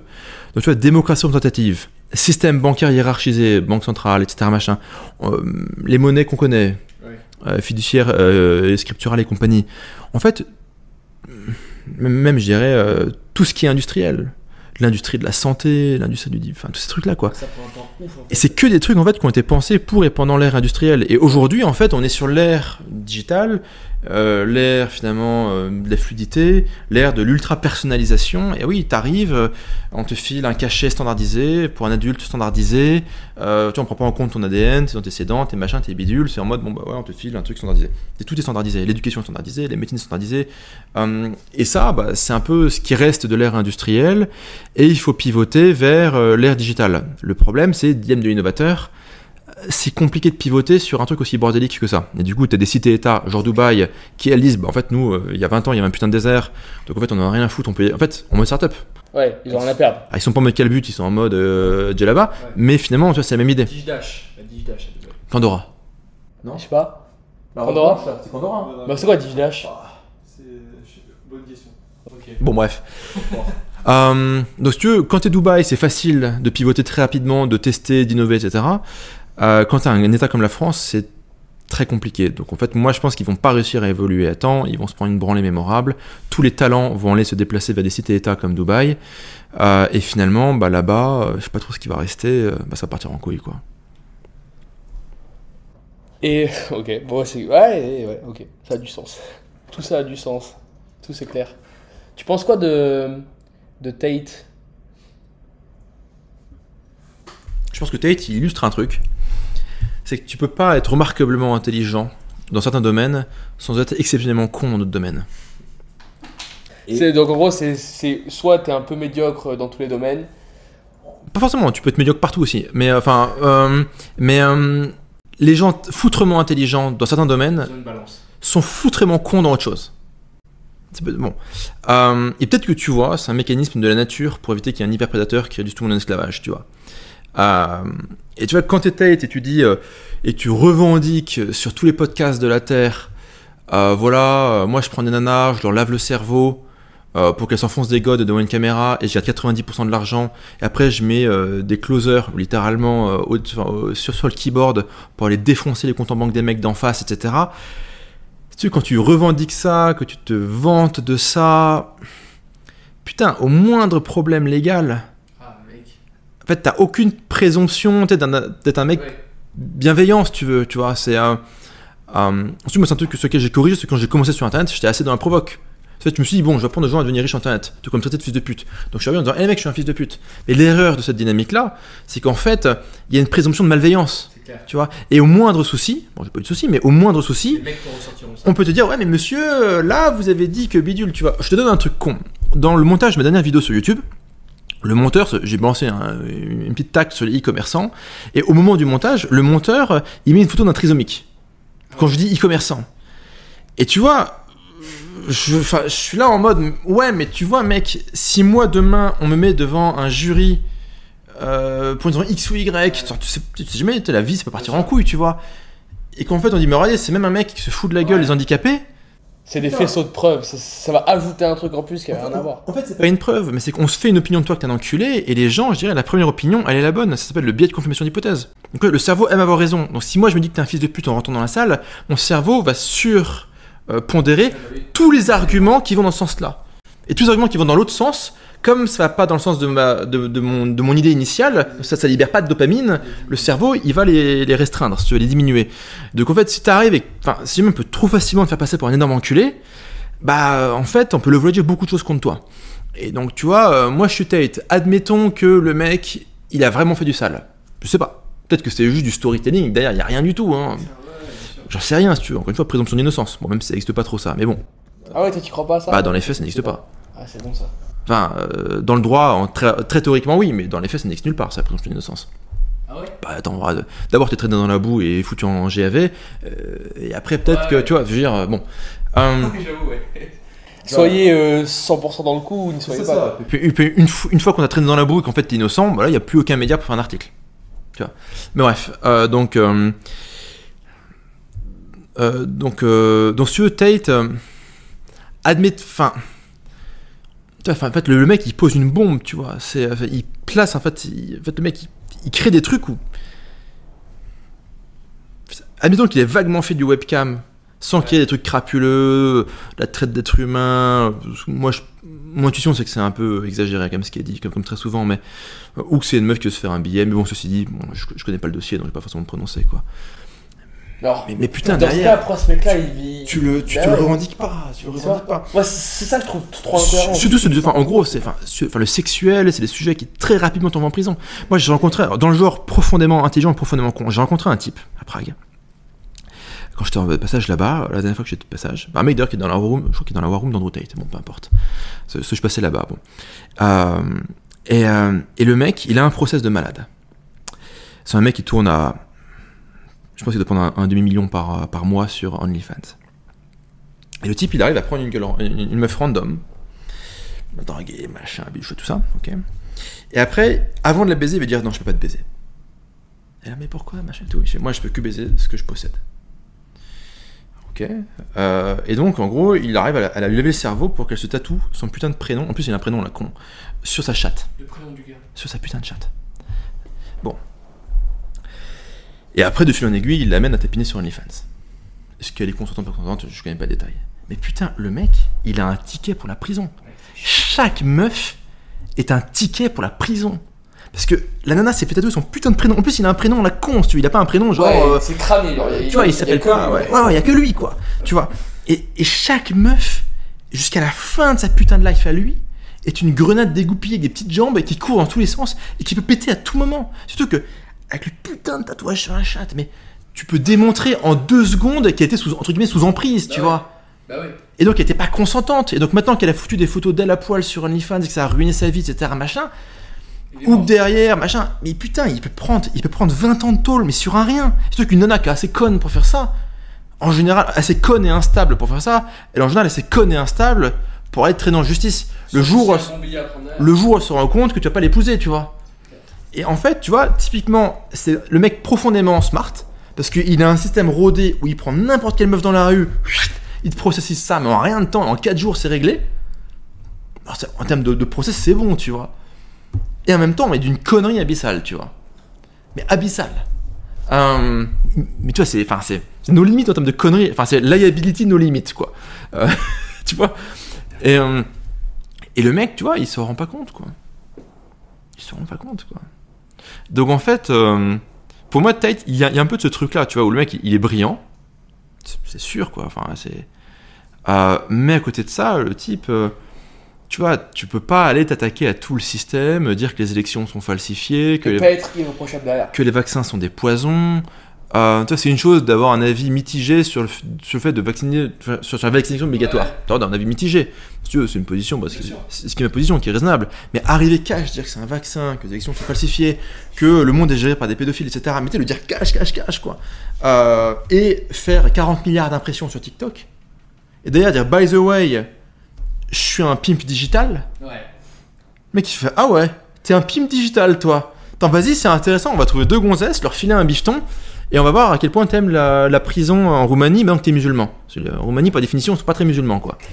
Soit disant passant. Tu vois, en fait, profondément intelligent, et on peut se demander s'il est pas profondément con en même temps, quoi. J'espère que finalement, j'espère que c'était du bullshit, qu'il a pas fait de mal à des femmes, et qu'il sortira, etc. Mais bon.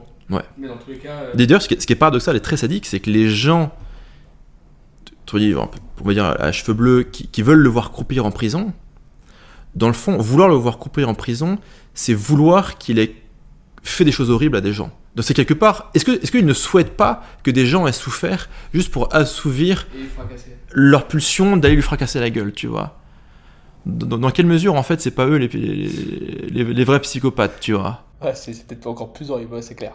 Ouais. Vouloir qu'il aille en prison, c'est vouloir qu'il y ait vraiment eu des trucs crapuleux et sales qui étaient faits. Donc il y a eu des victimes qui ont vraiment subi des choses violentes et horribles, tu vois. En tout cas, c'est simple. Dès qu'une personne arrive... En fait, ça s'appelle l'équation de la gauche caviar. J'ai choisi de ne pas la brander avec un nom en particulier pour des raisons légales évidentes. Mais plus une personne te parle de morale, elle brandit ses valeurs, etc., plus haute est la probabilité de la retrouver en train de sodomiser un gosse à Marrakech. Et c'est vraiment linéaire. En fait, tu fais abscisse ordonnée, boum, ça parle de morale, probabilité de la choper en Thaïlande, à Bangkok ou à Marrakech, droite linéaire. C'est une tendance. C'est fou ça.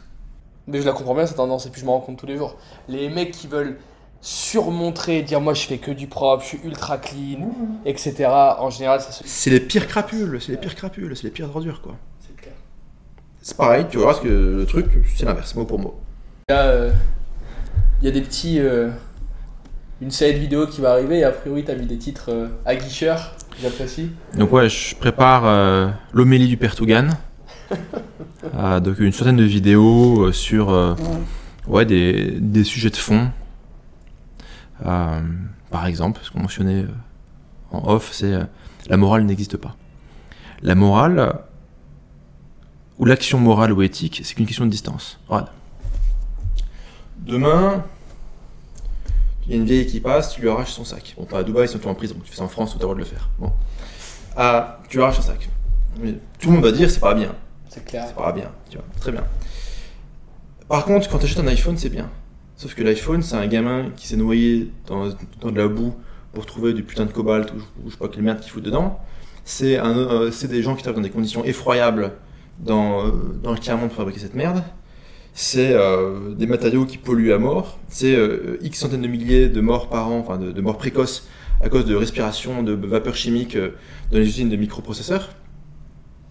Mais en fait, tu vois, si la distance est suffisamment longue entre le bénéficiaire d'une action et les personnes qui en payent le coût réel, alors ça va.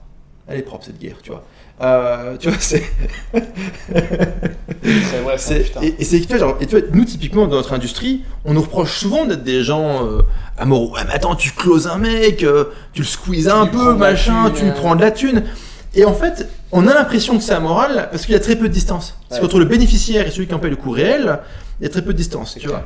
Alors que ce même fils de pute qui jette un iPhone, ou je sais pas, un fut chez Zara, il est en mode, ça va. Tu vois, il est bien. Il se sent bien. Alors que, c'est un bon humain. Mathématiquement parlant, il y a beaucoup plus de crasses et de trucs. Il y a beaucoup plus de crasses qui sont faites, tu vois. Et la morale, en fait, ça se résume souvent à une distance perçue, quoi, tu vois. Alors, je dis pas, je pousse pas les gens à faire n'importe quoi, hein, mais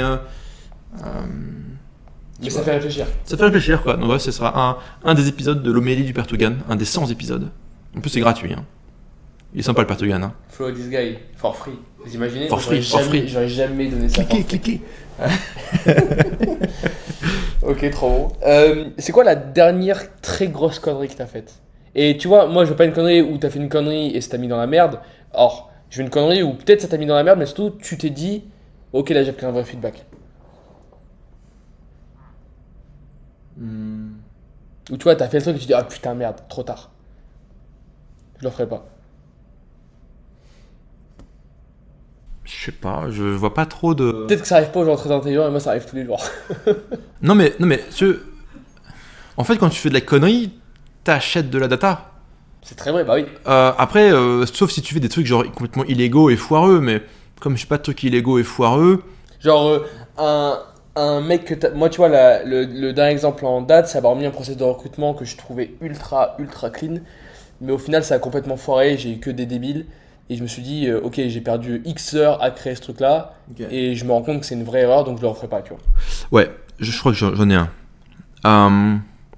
J'étais advisor sur un projet crypto où on me demande, en gros, je devais organiser tout ce qui était la pre-sale et l'ICO d'un projet. Donc c'était un projet en mode ICO, un peu le papa, KYC, machin, etc. Bon.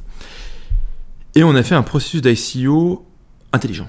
Donc on s'est dit, voilà, on va filer en fait un NFT à la communauté gratos. Et la communauté qui est déjà là, elle pourra donc accéder à la pre-sale pour avoir un taux préférentiel avec ce NFT.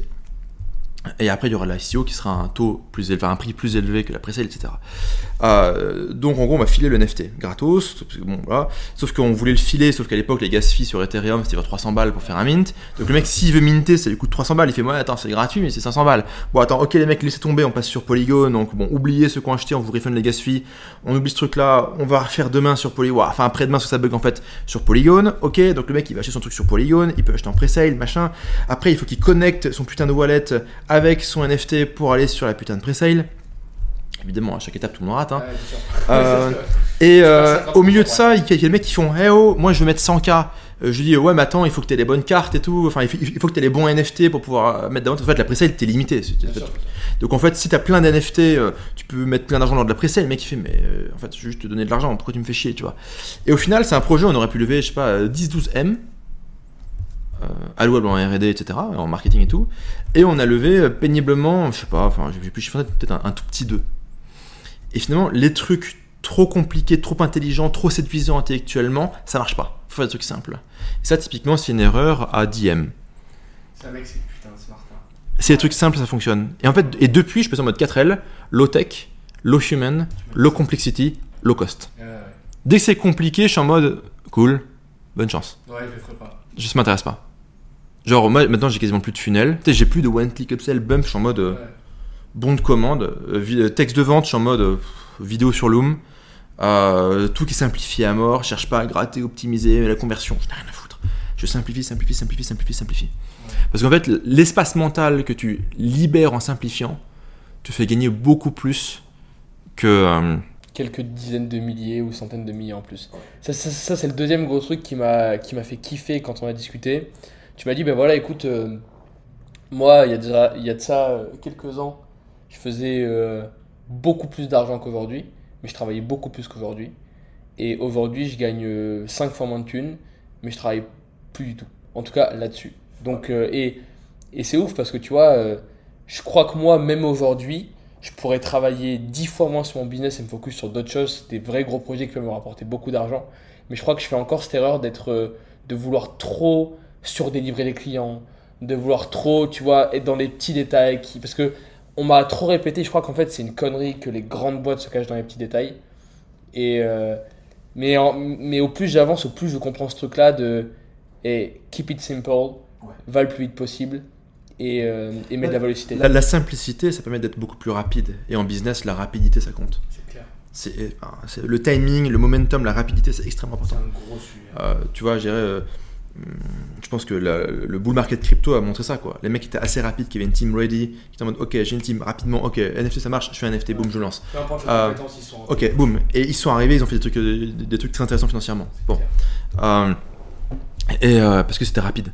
Parce qu'ils ont chopé la vague, ils ont chopé le timing, ils ont chopé le momentum. Au lieu de dire, ouais, nous on est des mecs intelligents, tu vois, on va reprendre un super studio, machin, pour faire des NFT de fou et tout. Non, tu fais des NFT de base, Surtout qu'en plus, le NFT, tu peux changer les métadonnées par la suite pour en fait les mettre à jour. Donc tu peux faire des NFT en mode. 2D, puis après, mettre C'est 3D. ta putain de nièce qui l'a fait, tu vois. Et après, les gens, après tu updates ça quelques mois plus tard quand t'as vraiment l'art qui est prêt. Et en plus, du coup, tu vends le truc un peu crade. Bon, tu dis aux gens, c'est crade, ça sera mis à jour après, comme ça ils gueulent pas. Ok, tu lèves la thune, avec la thune, tu payes à des super artistes. Les super artistes, hop, ils te font une super prod, boum, t'as avancé. Tu viens de prendre 12 M, tes clients ils sont contents, le projet il a avancé, il a progressé, il y a eu une évolution dans la qualité du NFT. Donc, ouais, c'est super intéressant, quoi. Là où le mec qui va dire, ouais, attends, moi j'ai fait des études, je vais réfléchir, ça donne pas grand chose en général, quoi. C'est les mecs qui font des business plans sur 5 ans, tu sais. Ouais. Donc ouais, la simplicité. Simplicité, vitesse. Et dès que c'est trop séduisant intellectuellement, on oublie.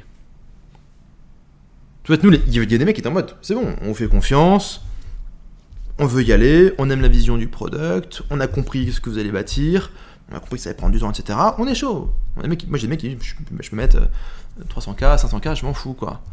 Et moi, je suis là, oui, alors du coup, il faut que tu prennes la NFT. Le mec qui dit, attends, vas-y, ta gueule, quoi. Attends, je peux pas, j'ai Quidditch, je me casse, quoi. Tu vois, c'est. Ah ouais, bien sûr. Bah ouais. Donc la simplicité, ouais.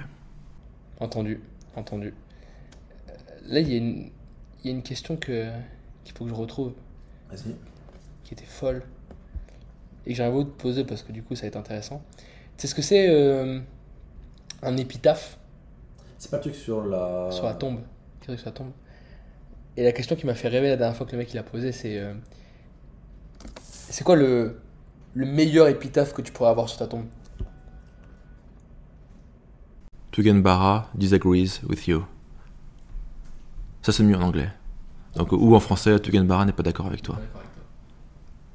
Putain, qu'est-ce que c'est bon ça, sérieux. Et j'ai pas préparé. Hein. Ah ouais? Non. Et celui-ci, et pourquoi c'est pas ta bio Insta ça? Disagrees with you. Parce que sur ça, je suis en mode bas les couilles frère, quoi. Ok, c'est top. Il se passe quoi? C'est quoi les next steps?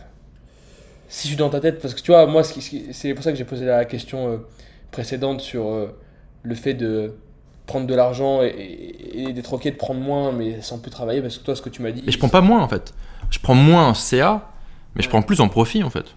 Bon, du coup, c'est encore une meilleure nouvelle. Bah ouais. Mais enfin, ce que je veux dire, c'est que tu as quand même fait ce choix de. Tu mets pas plus de travail parce que tu as l'impression que le travail que tu vas mettre en plus, il sera bien plus nécessaire dans d'autres trucs, tu vois. Et toi, ton gros truc, c'était de me dire vas-y, les petits projets, c'est bien, faire de l'argent, je sais faire. Je crois que tu as craqué le truc et que quoi qu'il arrive, peu importe où tu es, tu arriveras à faire de l'argent et à t'en sortir. Là, le sujet maintenant, c'est les gros projets, quoi.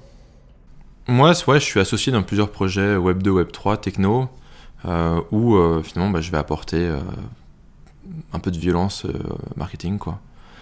Et finalement, mon shift aujourd'hui, c'est ce shift que je suis en train de mûrir sur. Je suis un Tugan Maxi. Donc là, en fait, ma roadmap, en fait, c'est juste maximiser Tugan. Le reste, c'est que des business units qui doivent pouvoir fonctionner sans moi.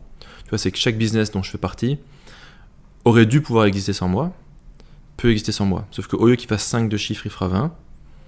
Et si demain je me casse, il tombe à 17. Il ne retombe pas à 5. C'est ça mon job, quoi. Donc, je dois maximiser ma personne, réseau, audience, compétences, santé et protection, tout ça. Et après, intervenir sur des business qui auraient pu exister sans moi. Donc, pas des trucs que j'ai apportés à bout de bras. Et du coup, ouais, apporter, je dirais, le déclic, quoi, qui va accroître les profits, quoi. Dans le fond, moi, ce que j'arrive bien à faire, c'est tu me donnes un truc qui fait vaguement de l'argent, je te le milk, mais qui me l'a jamais été milké, quoi. J'avais vu cette putain de vidéo sur YouTube où en gros les mecs ils donnaient des business models peu importe complètement fort. Ah, les trucs les plus pourris de la terre, ça s'appelle si t'es pauvre c'est de ta faute. Et le mec il fait voilà, moi je suis agriculteur, je fais des patates, je me fais dilater par Leclerc, comment je fais? Je fais ok. Comment tu fais? Déjà on va brander les patates. Et après je prends l'iPad et je lui monte un business avec ses patates, quoi. Ouais, c'est ça que j'avais vu effectivement, tu sais, il prend l'iPad avec le stylo et bam, il monte le truc, ça c'est incroyable. Pourquoi tu fais pas un... Moi j'y ai pensé à cette époque où j'en avais parlé à Alex, pourquoi tu fais pas une web série en mode Pick My Ride, tu vois? Et en gros, le truc c'est que tu prends des mecs sur Twitch, tu les fais payer, je sais pas, 500 balles la séance pour une demi-heure, tu les prends pendant une demi-heure, ils te drop un business model qui est ridicule et tu leur fais en gros une timeline clean des actions à mettre en place, quoi. Ouais, c'est une bonne idée ça. C'est une bonne idée. Moi je sais que ça je regarderais de En fait, ouf, moi, et je serais prêt à payer pour ça. J'ai des mecs qui le font, mais qui me payent mais en privé quoi. C'est qu'ils ont leur business et ils me payent en private et on regarde leur business et comment faire plus de pognon ou faire plus de croissance, comment optimiser le truc quoi. Mais c'est vrai que le faire en public, ça peut être marrant. Après, tu sais, moi je suis pas une personnalité extravertie, donc tout côté ouais, je vais faire un show, des caméras, des machins, des trucs et tout. Je suis en mode. Les gens extravertis, c'est pas des fils de pute? Mais tu sais que mec c'est trop dommage hein. Putain qu'est-ce que c'est dommage mec. Ah après peut-être qu'un toi extraverti c'est très dangereux, je sais pas, je me rends pas compte. Bah après moi ouais, de temps en temps j'ai aussi des conneries quoi, donc faut faire un peu gaffe quoi, faut mettre des bips, tu vois, c'est... Oh il y a ce truc là que t'as fracassé je sais pas combien de téléphones et d'ordinateurs. Ouais, enfin si tu veux, je vois pas pourquoi j'irais célébrer la nullité et les trucs qui sont dysfonctionnels quoi. Tu vois, à un moment donné, ça vient d'où ce truc là où on se célèbre les trucs qui marchent pas quoi. Après le mec qui vit en France, je comprends, hein, il est marqué liberté, égalité, fraternité partout, ils font tous l'inverse toute la journée, et donc peut-être que lui il est en mode un truc qui marche pas, qui fait l'inverse de ce qui est prévu, ouais j'ai l'habitude, ça s'appelle mon pays, j'aime beaucoup ça. Je fais, bon ok, peut-être que lui il est prêt, moi je suis pas prêt, enfin je tolère pas la médiocrité. T'as un compteur de trucs que t'as fracassé? Moi tu sais je te vois trop. Je tourne à un Mac par an, 5 iPhones. Les box internet en général elles se font démonter la mère. Ah oui, ça c'est cool. Avant je faisais ça à la main, tu vois. Et Ça fait mal. bah ouais, ça fait mal en fait, parce que l'aluminium c'est difficile, c'est dur quoi. Et du coup après je suis passé à la matrice télescopique. Et ça c'est pas mal, je suis très satisfait. Et sinon j'ai le couteau cran d'arrêt. L'autre jour je me suis fait l'iPhone. L'iPhone il marchait pas, j'étais en mode, ok j'arrive, je prends le couteau, bah, je le mets dedans. En plein milieu. Et après l'iPhone il s'est mis à cramer. Ok. Ouais, c'est en fait quand tu chopes la batterie, ça se met à cramer cette merde. Ça se mélange avec le silicium ou quoi et... Ah, je sais pas, je suis pas chimiste. Ouais. Mais tu vois, le truc qui s'est mis à cramer, donc je l'ai pensé dans un bol d'eau, puis ça faisait des bulles pendant 10 minutes quoi. Et c'est là où tu te dis que les petits loulous qui les montent toute la journée dans les usines, ils sont peut-être pas les mieux lotis quoi. Ah bah ouais, je suis bien passé pour le savoir, hein. Pour avoir respiré le truc 1 seconde et demie, ouais, je t'assure que c'est pas très bon quoi. Bah ouais. Ok c'est cool. Bah écoute, t'as un truc, moi j'ai demandé ça hier et là tu m'as sorti une musique de ouf. Ah, peut-être pas une musique, je sais pas. Toi t'écoutes de la musique un petit peu? T'aimes la musique ou ça te prend la tête? Moi j'écoute de la techno répétitive, c'est mon côté autiste. Ah ouais, donc Pour me calmer quand je suis fatigué ou vénère, je vais dans l'obscurité parce que la lumière ça me fait chier, et je mets de la grosse techno répétitive et ça m'appelle. ah c'est pour ça. Ou du métal Dans la aussi. gueule, c'était relou. Ou du métal en instrumental. Parce que Mais il faut que ça soit des samples qui... Répétitif, ouais. Mais c'est mon côté un peu obsessionnel. Ah ouais. Ça c'est ok, et tout le monde a des tics, hein. Ouais. On est ok avec ça. C'est quoi, t'as un truc à recommander, une chaîne YouTube, un de tes produits, un truc Bah, ils peuvent aller sur touganbarra.com et laisser leur mail pour se faire spammer. J'en vois pas mal de trucs intéressants. Moi je sais, je me fais bombarder ma race, je suis dans ta truc. Attends, un C'est email par kiff, jour, ça va, hein. Et en plus, c'est un email par jour. Alors c'est intéressant parce que c'est un email par jour qui est intéressant dans le fond, mais surtout dans la forme. C'est ça qui est top. C'est qu'en vrai, un mec, moi dans ma vision du monde, un mec qui veut devenir copywriter, le meilleur truc qu'il a à faire, c'est s'abonner à Talismé, récupérer tes mails et les recopier toute la journée, tu vois. Alors, on a essayé de former ChatGPT. Donc, on a filé mes mails à ChatGPT. Ça donne quoi ça? Bah, attends, je vais te le lire. C'est pas mal. En fait, on fait un soft avec OpenAI pour rigoler. Donc, attends, je te lis ce que ça m'a dit. Attends, hop, je l'ai partagé sur mon Telegram. Alors, ChatGPT, qu'est-ce qu'il m'a dit? Alors, le titre, c'est sujet. Les Tibétains sont des connards. Entre parenthèses, ça m'apprendra à laisser mon chat aller dans la forêt, point de suspension. J'ai pas de chat. Après, l'email. Ah ouais, ça c'est. Il est pas rodé le système. Hein. Donc, l'email, il commence avec les Tibétains sont des connards, ok. Pas les vrais Tibétains, bien sûr, ok. Ils ont l'air affolés et sont coincés dans un pays avec une pression fiscale de plus de 50%. Après l'IA, elle enchaîne. Je parle des cons sur Internet qui se font appeler tibétains, ok, et pensent qu'il existe un complot pour prendre le pouvoir sur Internet. Donc ouais, Quoi comme indication? bah j'ai pris tous mes mails, ok, je les ai foutus sur un Google Doc, j'ai envoyé tout le texte sur l'API d'OpenAI et j'ai dit sors-moi des emails qui ressemblent à ça. Et le mec est sorti ça direct. Et ça m'a sorti des trucs aussi cons que ça, quoi. Mais c'est pas mal, quoi. Enfin, Ouais. ça correspond à rien, mais c'est drôle, quoi. Bon, je vais peut-être pas envoyer ça non plus aux gens, mais... Les Tibétains, c'est quoi? Mais je peux pas de Tibétain, moi, pourquoi Non, parce que moi je crois que c'était vraiment un terme en mode, tu vois, Non. une appellation de quelqu'un. Non, Non, lui il a non, pris non. à la lettre, genre les Tibétains sont des connards. Ouais, il y allait en mode tibétain, il allait les fumer, quoi. Alors que moi, j'ai pas de haine particulière contre les Tibétains, au contraire, quoi. Je les trouve bien sympathiques. 50% de pression spéciale. C'est ça qu'il a dit? Ouais, c'est... C'est quoi cette folie? Bah, je sais pas, c'est OpenAI qui écrit des trucs, quoi. Eh, j'ai pas codé le truc, hein. Tu utilises un petit peu toi? Ouais, j'aime beaucoup, ouais.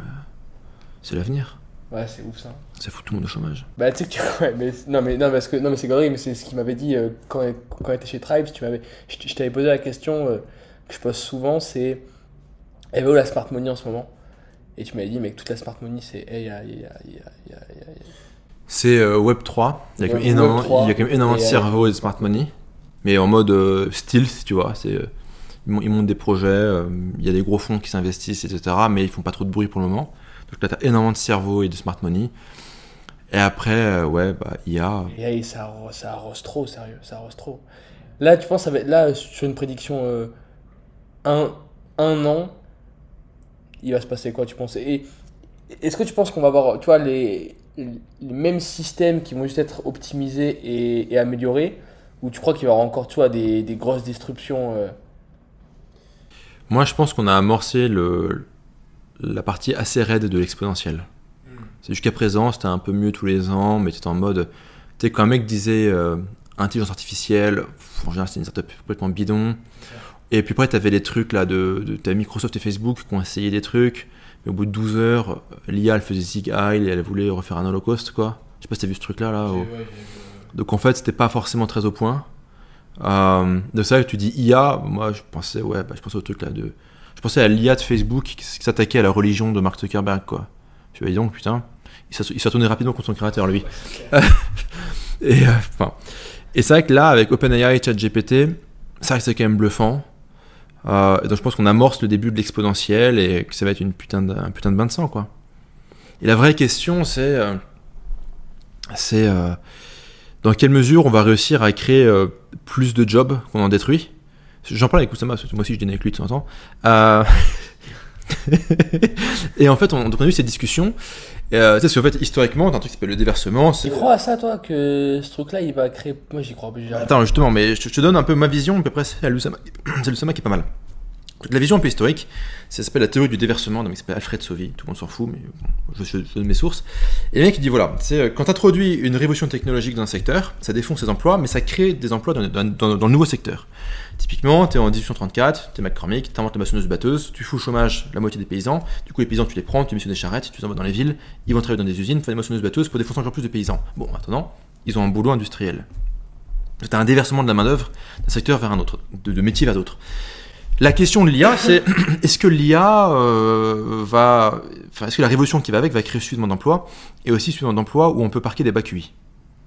C'est la question, c'est tu fais quoi des bacs QI? Là, ils sont en hyperventilation, regarder des stories sur Snap, mais ok, mais tu fais quoi d'eux en fait, concrètement, quoi? Et alors, la réponse d'Oussama est pas mal. C'est qu'Oussama, il explique que, en fait, dans l'histoire de l'humanité, on abaisse très progressivement tout le temps le seuil d'utilité qui justifie un salaire. Tu vois, il y a 5000 ans, tu devais aller dehors dans la neige, aller buter un mammouth pour justifier un salaire. C'est chaud. C'est une galère. Aujourd'hui, tu peux être coach. Tu vois De plus. Et donc, si tu veux, peut-être qu'on va continuer comme ça et des trucs qui servent absolument à rien vont devenir des tâches qui ont une valeur économique. Et donc, dans ce cas-là, c'est un scénario plutôt positif. Ouais. Ou alors, on va pas trop réussir. Et dans ce cas-là, le scénario, c'est Elysium. C'est tous les gens qui se sont sortis du cul avant, vivent sur une station orbitale et sont immortels. Et utilisent ce truc-là pour eux. Voilà, ils vivent, la vie est belle, machin. Et le reste de l'humanité est dans une favela planétaire gigantesque où tout le monde se fout sur la gueule et où on envoie des robots de Boston Dynamics XR15 pour calmer tout le monde. Elysium, très bon film, c'est l'avenir. Et entre les deux, il n'y a pas de passerelle, il n'y a pas d'ascenseur social. C'est pas je suis pauvre, je travaille bien, je suis un bon soldat, je peux monter en haut et devenir riche. C'est trop tard. C'est trop tard. Il n'y a plus. Aujourd'hui, tu peux naître dans la pire des dèches et finir tout en haut. C'est possible. C'est encore possible. C'est encore possible. De moins en moins, mais c'est encore possible. Si on continue comme ça, dans le monde de demain, c'est plus possible. Donc en fait, si là, maintenant, aujourd'hui, tu fais pas le job, bah, dans 25 ans, ton fils il dira hey, papa, pourquoi on se fait bolosser par des robots de Boston Dynamics et qu'on n'est pas sur Elysium? Et tu lui répondras bah, fiston, je t'ai occupé à jouer à Candy Crush. Et la route n'existe plus. Il n'y a plus de route, c'est fini. Voilà. Et le scénario négatif, c'est ça. Il est pas chouette le scénario, mais ça ressemble un petit peu à ça. Et quand tu vis à Dubaï, bah, tu t'en rends un peu compte. Putain, mec. Parce qu'à Dubaï, c'est différentes humanités qui se côtoient. Et je dirais, l'ouvrier qui est payé 5$ la journée et qui en rappelle un kilomètre du sol là, pour laver les vitres du Burj Khalifa, il n'est pas prêt de devenir millionnaire dans le Web3 ou l'IA, lui, quoi. C'est clairement, il va pas y arriver, quoi. C'est des humanités séparées. Ça, c'est fou, hein. Comme les mecs qui sont stuck et. Alors, ils sont mieux payés que dans leur pays. Ouais, mais c'est quand même- Et c'est pas 5 balles par jour, c'est plus. Ouais, c'est clair. Je caricature les propos. Je sais pas que les flics viennent à 6h du mat demain chez moi pour qu'on delete les vidéos. Surtout si c'est chez moi. On n'est pas chez moi, on est chez lui. Hein. Et tu vois, en fait, à Dubaï, tu vois ouais, potentiellement une hyper classe qui a toutes les opportunités de la Terre, toutes les technos de la Terre, les meilleurs services de santé de la Terre, les meilleurs médecins, les meilleurs trucs, les meilleures machines, les meilleures caisses, même les meilleurs putrus, tu vois, tout quoi. Et de l'autre côté, t'as les mecs qui sont là en mode putain, là-haut de la tour quoi, tu vois. Ouais, c'est clair. Et bon, la bonne nouvelle, c'est que les mecs qui prennent pour. Tu sais que les mecs qui lavent les carreaux là, en fait, ils les font. Ceux qui n'ont pas le vertige. Ouais, ils viennent du Népal Ouais, exact. parce qu'ils n'ont pas le vertige. Ouais, c'est ouf ça. Pas bête les mecs, hein. Ouais. Ah, mais comme quoi, ces mecs-là, ils ont une vraie plus-value pour le coup, tu vois. Non? Ouais, enfin, ils sont payés 10 balles la journée. Hein. Ouais, c'est ouf. Et la journée, c'est quand même des cadences assez soutenues. Après, c'est pire dans leur pays, donc ça reste mieux. Ouais, c'est ça. Et ça, tu vois, ça, putain, mais qu'est-ce que c'est un sujet ça? Parce que t'as ce truc de. Ils sont quand même mieux ici que dans leur pays. T'as l'autre qui disent ouais, mais les gars, ils sont quand même exploités. T'as d'autres qui disent ouais, mais les gars, regardez, c'est quand même déjà une grosse évolution. En fait, le truc, c'est que les gens qui disent que Dubaï, les conditions de travail, c'est pas bien, souvent, c'est des gens qui sont pas venus à Dubaï, déjà. Donc, ils connaissent pas Dubaï. Bon. Ils ont juste vu qu'il y a des influenceurs qui font des scams. Mais sinon, au-delà de ça, ils voient un documentaire sur le Qatar ou Dubaï, peu importe. Donc, ils voient pas qu'en fait, le mec, ici, va être payé, je sais pas, 300 balles, 400 balles par mois, ce qui est pas énorme. Mais c'est 100 fois plus que Mais là-bas, il sera payé 1$ par jour. Et dans des conditions de travail qui sont tout aussi difficiles. Okay. Je dis pas que c'est pas l'esclavagisme, mais c'est des conditions difficiles. Ouais. Très difficiles. Donc il est payé 10 fois plus, le mec. Okay. Et en fait, ce qui est gênant à Dubaï, on en revient un peu à la question de la morale, c'est la proximité. C'est que ton confort à Dubaï, il est procuré entre autres par des mecs qui font des zigzags en mobilette sur Sheikh Zayed toute la journée, qui risquent leur vie pour que tes pizzas elles arrivent chaudes et à l'heure, si tu veux. Et donc en fait, t'as l'air d'être un enculé parce que tu bénéficies de ça. Mais le mec qui est sur son iPhone en train de se plaindre sur Combini à Paris, comme la distance est suffisamment longue entre le bénéficiaire d'un système ou d'action, lui, et ceux qui en payent les conditions réelles, les mecs au Congo là, en train de chercher dans la boue du putain de je sais pas trop quoi ce qu'ils mettent là-dedans là, bah lui il se dit que c'est bon, ça va. Ça va. C'est juste une question de distance. Incroyable. Un truc, je sais pas, un mot, une expression, une note sucrée ou complètement agressive et détestable pour la fin. Bah, sortez-vous les doigts du cul, quoi.